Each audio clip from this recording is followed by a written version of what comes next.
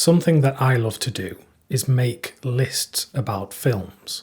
I don't know what it is, just collating different films and adding them into a list and ranking them in some arbitrary order is something that I just enjoy doing. So when I had someone request a certain film list for this video, of course I just jumped at the chance. The topic of this video is a favourite film of mine for every year that I have been alive on this earth. And that amounts to 32 different films. So in this video, you're going to be getting 32 recommendations for films that I consider my favourites. They might not be the best film of each year, but they're certainly ones that resonate a lot with me. We begin back in 1991 with a pair of filmmakers who share a name with myself. It's the Coen brothers and their film Barton Fink. This is a film that I feel doesn't get as much attention as some of their more popular movies, but I really think it is one of their best. The story is set in the 1940s and it follows this writer who moves from New York to LA to work in the movies. But when he gets to Hollywood, he realizes that not everything is quite as it seems. It can be quite an enigmatic film, but one that works on so many levels for me, with great performances from John Turturro and John Goodman. The next film that I've selected from the year 1992 is Unforgiven from Clint Eastwood. He both directed and starred in this film, which is sort of a revisionist Western. It takes the mythology of the American Western movie and really questions all of the beliefs that we hold about these characters and these settings and the nature of good and evil in such a story. Eastwood is great in it, but also supporting actors Gene Hackman and Morgan Freeman give brilliant performances. It's a film that I can just watch again and again, so it had to be on this list. For 1993, I picked Richard Linklater's Dazed and Confused, which I just rewatched on the Criterion 4K disc.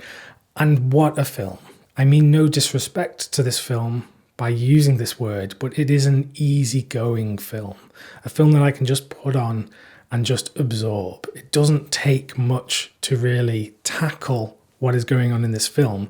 It's just very cool and I love watching it. There's a whole host of characters in this film and the performances from the actors are fun and charismatic. And it really does have an excellent 70s soundtrack, one that has those songs sticking in my head for days after watching. For 1994, I picked Kieślowski's Three Colors Red, the final film from the Three Colors trilogy, and what a film it is. I just rewatched that again on the Criterion 4K disc, and it is just so well made.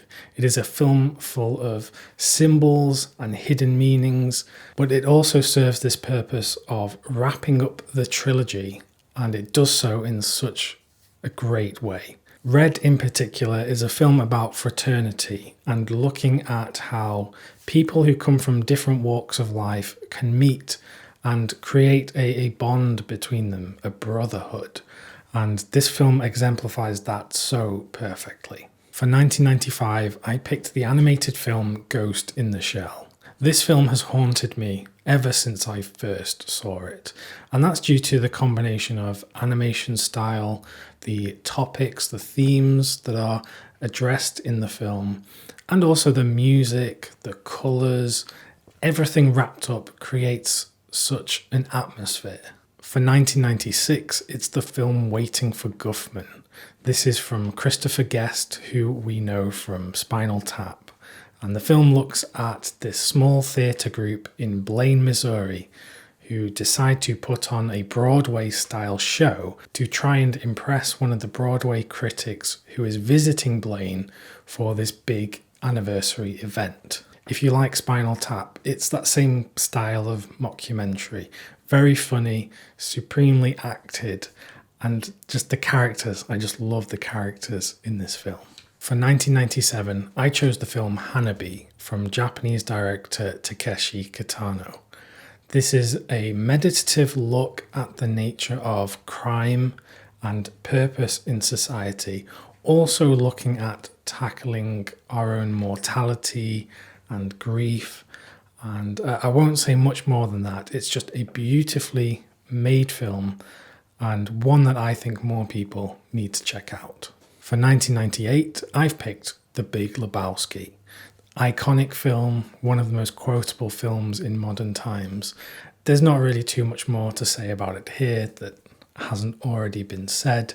I just love the film, and I love the characters, and the Coen brothers really do show their range in their filmography, because they can make a film like this, they can make a film like No Country for Old Men.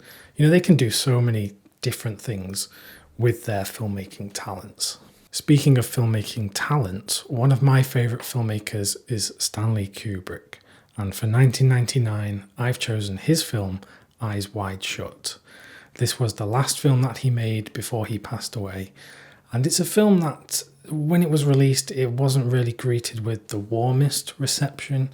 People were trying to compare it to films he'd made in the past, and it just wasn't seen as being on the same level as such films as 2001 and The Shining, A Clockwork Orange, etc. However, I think Eyes Wide Shut is a brilliant snapshot at modern ideals in society, and looking at a modern relationship and perhaps the breakdown of a relationship, while also looking at subjects around conspiracy and about society's ever-growing suspicions about things that might be bubbling underneath the surface, evil machinations perhaps, those kind of things. And yes, it is a Christmas film, and I'm glad that over the last 10 years or so, the film has really grown in appreciation. For the year 2000, I'm picking Edward Yang's E.E. This is a film that I think recently topped, was it Hollywood Reporter's list of the best films of this century so far, and it really is such a great film. It's a look at modern family life as we work through big events in our families' lives, things like birthdays, weddings, funerals, etc. And just looking at the nature of relationships within families. And I guess it's pointing out how complex the family unit can be. And the film is expertly made, beautiful to look at, but also just so well directed by Edward Yang, who is a sorely missed voice in modern cinema. For 2001, I've picked Kiyoshi Kurosawa's Pulse. This is one of the big films from J-horror at the time, but really this is a lot more than a J-horror movie. Yes, it is supremely scary at times, very eerie and chilling, but also this is looking at the modern digital life and how people interact through the internet, and perhaps the dangers of said interaction and how it might actually be creating a rift between people, not bringing people closer together. The favourite from 2002 that I've selected is Star Wars Attack of the Clones. This is one that might have people scratching their heads a bit. It's true that I do have nostalgia for this film because I was very big into Star Wars when this was released, but also having rewatched it as an adult many, many times, this film has such an oniric quality to it. That is to say that it's very dreamlike for me. People like to talk about auteur theory, the idea that one person is the author of a piece of art. And in the modern blockbuster space, this idea has been lost completely. People can point out the flaws in the acting, the writing, the CGI, whatever you want. But in this film, for me, it really does show an expression of one artistic voice, something that I think has just been lost in the modern blockbuster. For 2003, we have Park Chan-wook's Oldboy. This is a modern retelling of a classical myth, and I don't want to spoil anything about this movie just in case you've not seen it. But it is incredibly well done. Please do seek it out, and do not watch the American Spike Lee remake before watching the original Korean film. For 2004, I've chosen Michael Mann's Collateral. Not only is this a great modern thriller with great characters, it's also one of the rare cases where we see Tom Cruise playing a bad guy. That's not why I think the film is good though. Michael Mann is a great director, and here he's experimenting with digital filmmaking, and that's why the film has a certain look, certain aesthetic to it. But he is one of the filmmakers who, for me, was so great at filming Los Angeles and showing it on film. And Collateral, for me, is one of the great modern LA movies. For 2005, I've chosen Terrence Malick's The New World, a beautiful looking film, which you come to expect from a Terrence Malick movie. This is looking at the founding of America, the New World, and it's a beautifully poetic telling of this story. Terrence Malick is not for everyone. Some people just don't like his style of voiceover. People call him pretentious for the way that he tackles these themes, these ideas. But his films are certainly for me, and this is one of my favourites. For 2006, we've got Tarsem Singh's The Fall. This is a film I still think is underrated. When I tell people to watch this, many people just haven't even heard of this. The story is set in a hospital in the early 20th century where there's this man who's in this hospital and he meets this young girl and he starts to tell her these fantastical stories of his adventures. And of course the stories are made up, but we get to watch these stories unfold, following these mythical characters across these beautiful landscapes. And it's just such a visually dazzling film. In some ways, I guess you'd say it's like The Princess Bride, and it does have that feeling, but on, I would say, a much grander scale.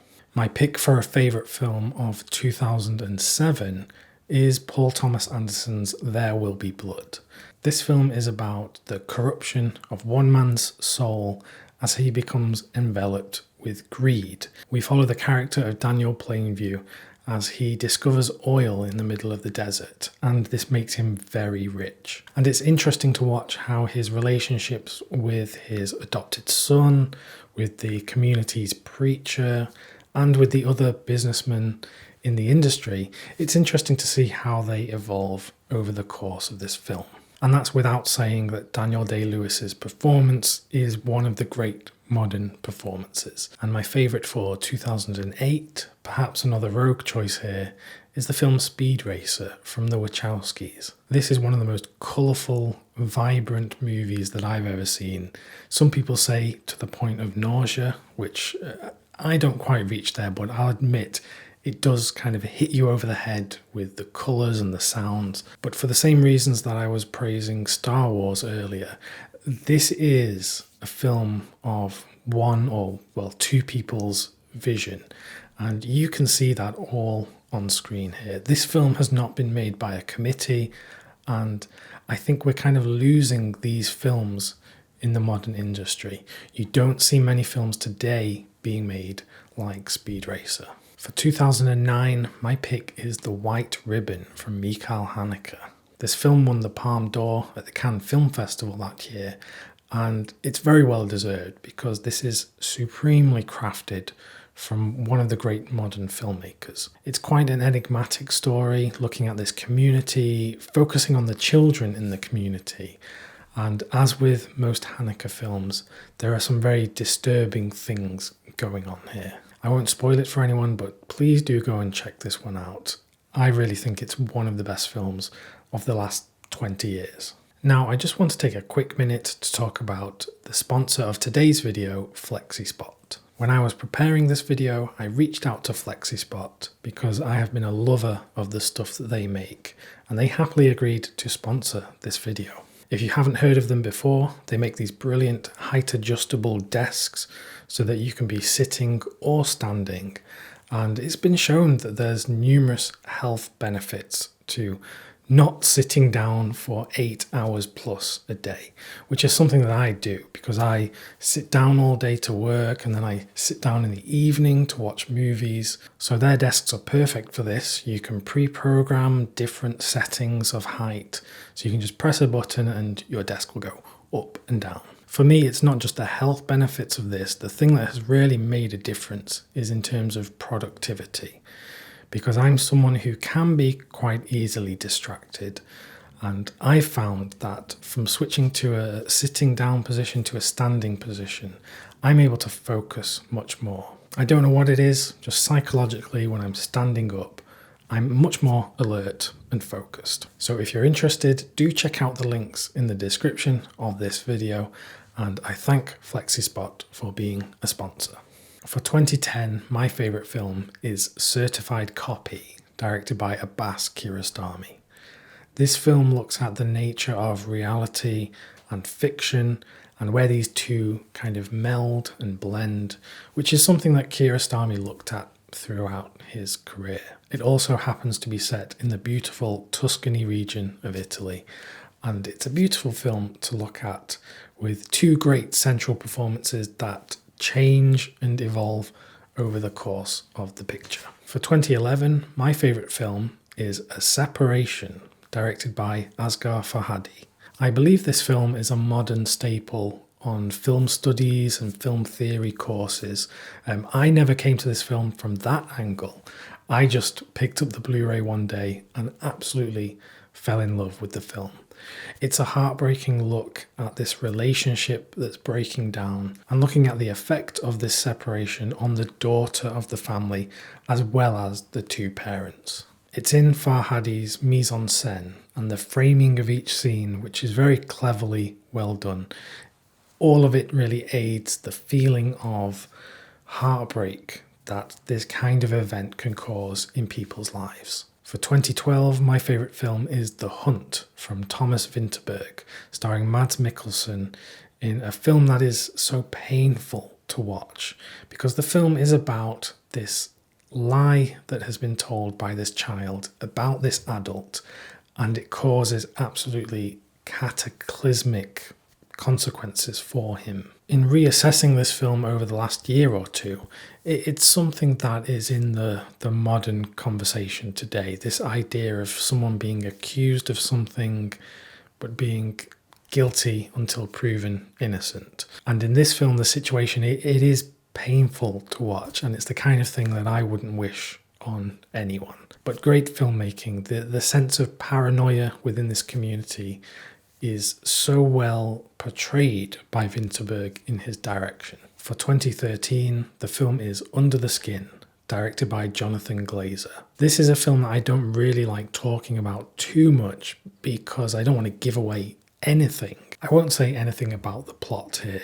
All I will say is that this is a real look at humanity under the microscope. We're able to look at the way people interact with one another from a removed distance, and the way this is done through the filmmaking is just exemplary. From 2014, the film I've picked is Phoenix, directed by Christian Petzold. The film follows this concentration camp survivor who was horribly disfigured and had to undergo reconstructive surgery.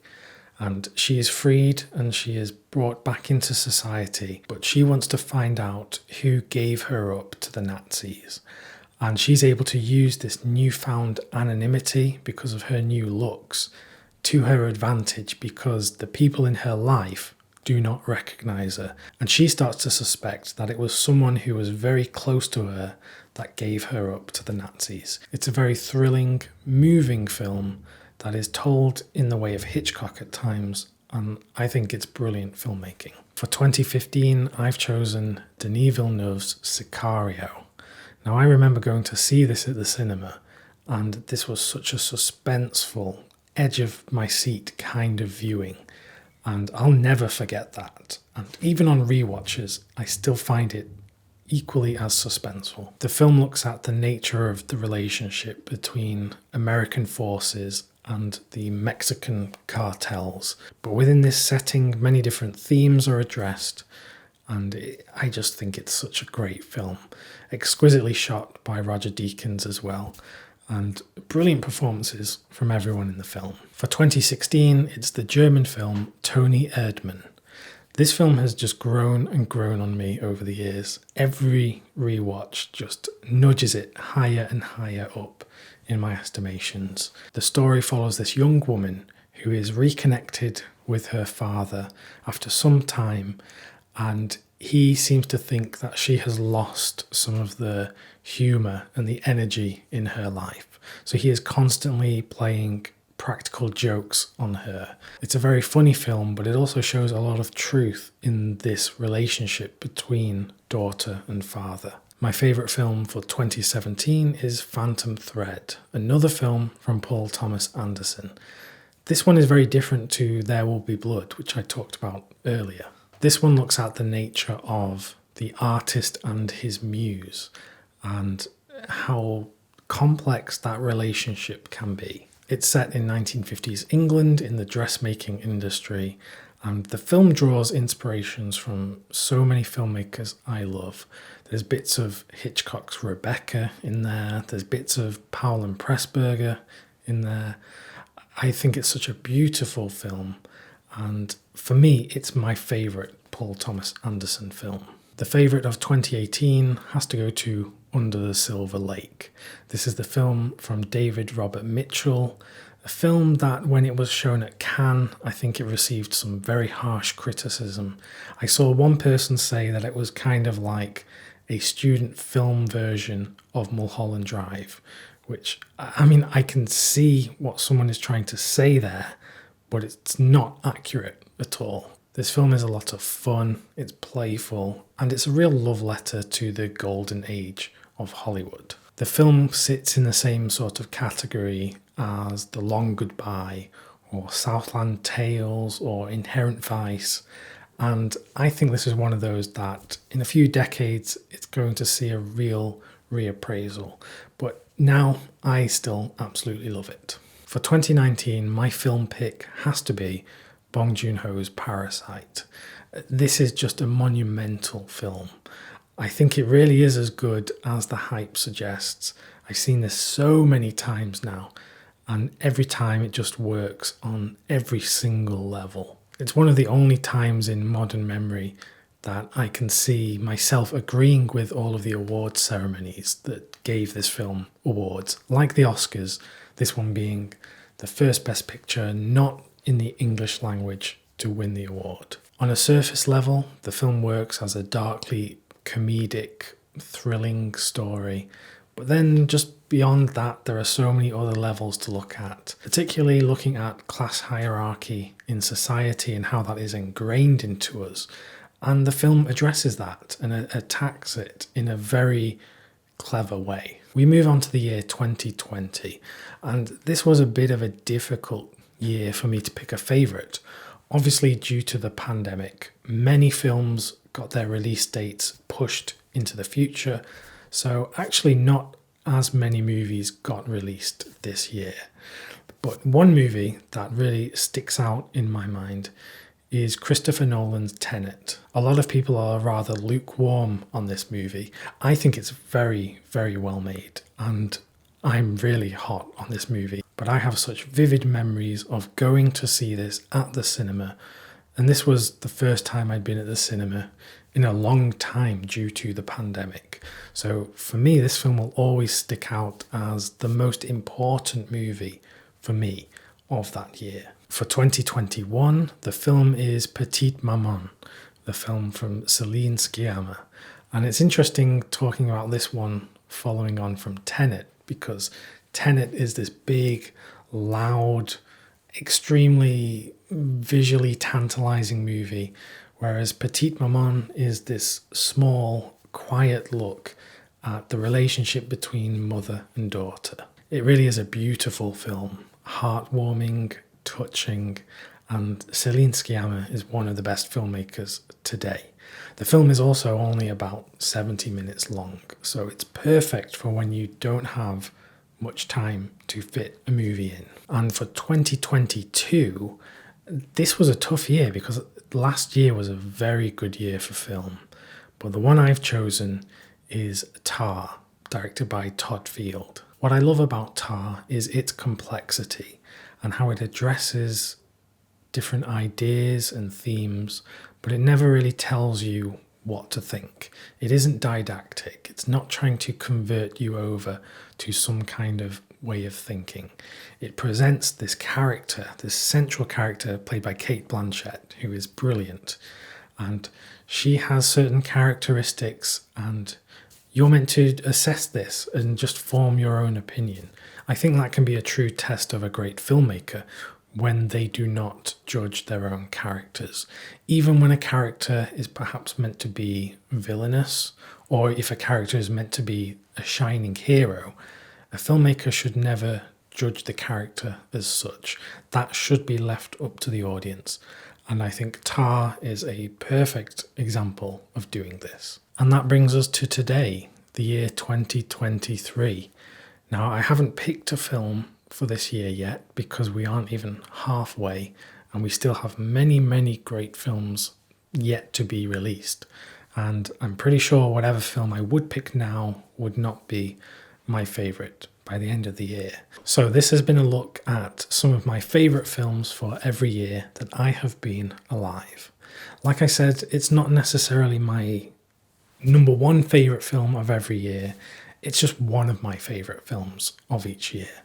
And I guess if I'd make this list again next year, I probably would pick a lot of different films because there's just too many good films. But hopefully this has given you some films to seek out and hopefully experience for the first time and enjoy that first experience. If you want to stick around on the channel and get more movie recommendations, then just click the video on screen right now. Thanks very much for watching, and I'll see you soon.